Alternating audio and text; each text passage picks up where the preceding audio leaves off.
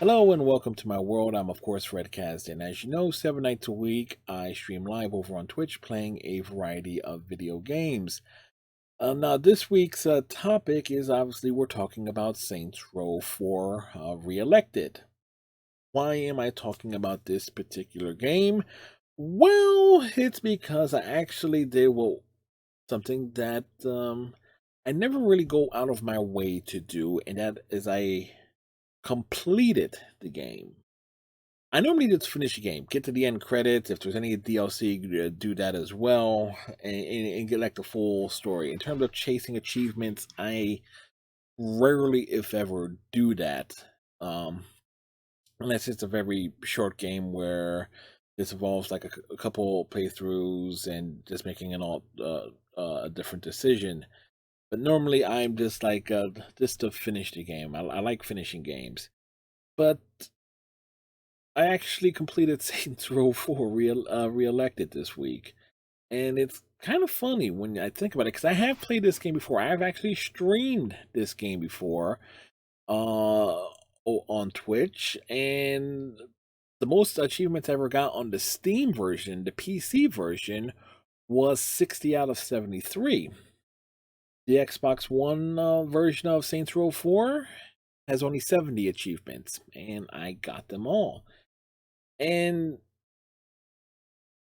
maybe it's because I played this game enough times, I had like a good understanding of what to do, how to do it, and went into the game with a straight up plan of attack is to basically go after all the collectibles as early and often as possible. First, of several streams, and you can actually find those streams here on YouTube. Have ported them over. We're primarily doing side quests for the initial members of the crew that were available: Kinsey, Keith David, Sid, then Matt, then Shondi, Ben, Asha, Johnny, kind of in that order in terms of the side quests. And once you get Matt Miller, and once you do his initial set of side quests, it gives you the item to where you can basically go after every freaking collectible right off the bat. So it really became a game of just going through things systematically. And thankfully, unlike the Steam version of Saints Row 4, uh, the Xbox One version was actually more responsive and had better tracking uh, of achievements. Granted, both games have the pop-up notifications, but certain things that didn't really count towards certain totals in the Steam version of the game were being counted. For example, the back in the day achievement involved hanging out with members of the crew that were part of the Saints Row games 1, 2, and 3. But I got that achievement before I even got most of the crew unlocked. Matter of fact, the only time I hung out with any of the characters initially was when they were part of mission. So maybe it was glitched on the Xbox One, but I'm not complaining about that. To get that achievement good and early. Uh the uh the totals and things towards um I've become deaf, which is 1,000 kills using a combination of powers. Um that was a pain in the ass. That's a real pain in the ass one on the Steam version, because sometimes it will maybe it's looking for a certain combination mathematically that all powers have to kind of be represented. The Xbox One version, it was basically freeze and stomp, and if you time things right on the stomp, you were building towards the get 150 kills using the stomp power as well. And probably the other big thing that was a big factor was maybe that the controls on the Xbox One version versus the Steam version are better. Uh Saints Row 4 on PC is, if memory serves me right, because I don't have a Steam controller. I went with like a Logitech F310 controller and an Amazon Basics Xbox style controller,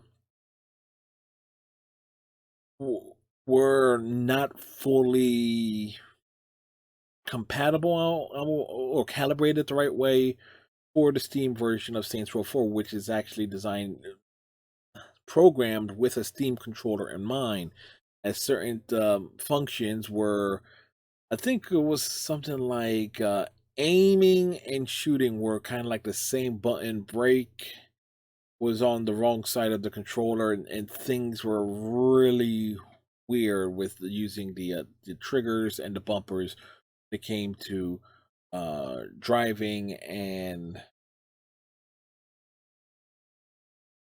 uh and aiming. The Steam version had problems, at least as far as I'm concerned, as there were certain achievements that I got easily uh, on the Xbox One version. I think the one achievement that I never got on the PC side that I was surprised I actually got within only like 3 attempts on the Xbox One side was eliminating all the other racers in the chariot race that's just a part of the Enter the Dominatrix DLC. Because again, the Steam version has its issues with how the gamepad controls are laid out, and even rebinding it's a bit of a problem. The Steam version is definitely wonky in so many shape, ways, and forms. In terms of graphics and how it looks, um, I would say the Steam version and the Xbox One version are about even. I'll give a slight nod uh to the PC side because you can use patches and other things, modding a bit to kind of get improve certain aspects. There is some notable clipping and some things kind of phase in and out on the console side, but it is what it is there. In terms of the plot, it's Saints Row 4. Saints become heroes after saving the United States at when Cyrus Temple falls off the deep end. If you choose the right ending of Saints Row 3, which is established as the canon ending, is the Saints gotta save Burt Reynolds and Sean D at the statue instead of going after Kilbane, because that was the saintly choice, which again I greatly appreciate. Zinyak arrives, and outside of being a Mass Effect parody in several instances, I will forever say the Laura Bailey is doing a complete send up of Jennifer Hale at certain points. But it's without it's it's essentially breaks down to being Saints Row 3 but with superpowers. Now, in terms of the whole Saints Row versus Grand Theft Auto, I never played Saints Row 1. I have attempted Saints Row 2 on the Steam side. Again, terrible control mapping on that. Uh, and I didn't get too far with it. Maybe I'll try the Xbox 360 since it's backwards compatible with Xbox One at some point. Maybe try the original Saints Row. My whole experience with the Saints Row franchise primarily is 3, 4, Agents of Mayhem, and Gat Out of Hell, and versus what I've played with Grand Theft Auto side. I have played Grand Theft Auto 3. I have played San Andreas, Vice City, and Grand Theft Auto 5. And with the exception of Vice City, I never found the Grand Theft Auto games fun.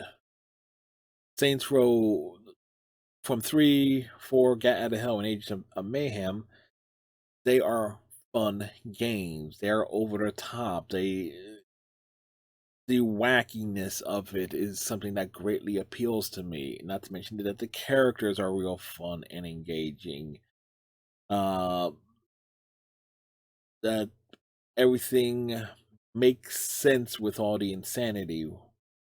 And one could argue that with Saints Row being silly, view it as a parody of the Grand Theft Auto games, which take themselves way too damn seriously to the point where it takes forever and a fucking day to get around in Grand Theft Auto 5. Well, in Saints Row 3, it doesn't take as long. Heck, it didn't take too long to get around in Agents of Mayhem either. Now that I think about it, and it's smaller map. So, in terms of recommending, I recommend anybody. Considering that if I'm someone who was able to actually complete it in roughly 41 hours, which for me was the equivalent of one full playthrough of 31 hours, and then 9 hours of an additional campaign just to make sure to get the other achievement. It's actually a little longer than that because it counts. The toughest achievement is actually the 4 for 40 achievement. It's basically you got put 40 hours in the simulator, the action world, the steel port. It doesn't count time if you're on the ship.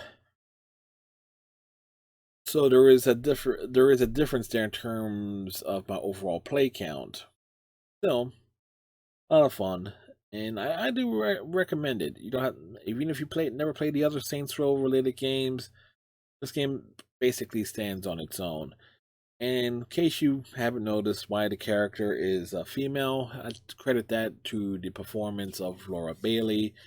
When I initially played Saints Row the third, her voice grabbed my attention, and things just worked out. And on just about every playthrough I've ever done of Saints Row 3, 4, and Gat Out of Hell, I've always had the boss the same way with the pinkish anime hair, Egyptian eyeliner on the eyes. That's like, okay, that's how the boss looks. Any which way, I think that will wrap up my opinions, my rants, my point of view regarding Saints Row 4.